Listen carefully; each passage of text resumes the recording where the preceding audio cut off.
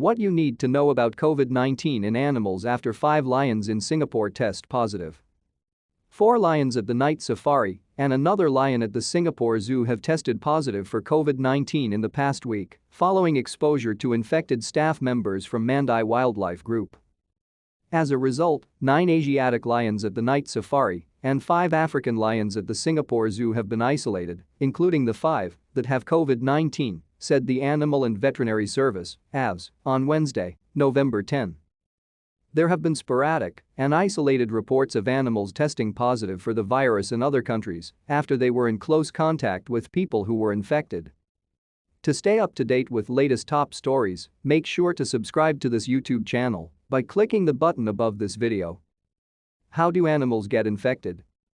Animals would need to be in close contact with an infected human or animal for the virus to be transmitted, said Professor Dale Fisher, senior consultant at the National University Hospital's NUT Division of Infectious Diseases.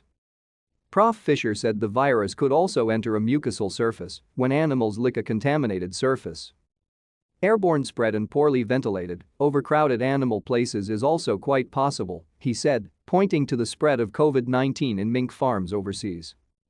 The lions at the night safari had come in contact with keepers who were infected with the coronavirus. How are animals tested for COVID-19?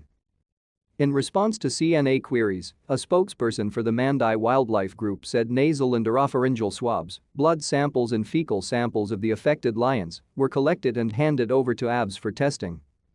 But now, only fecal samples are required for testing, and animals would not have to be anesthetized, the spokesperson added.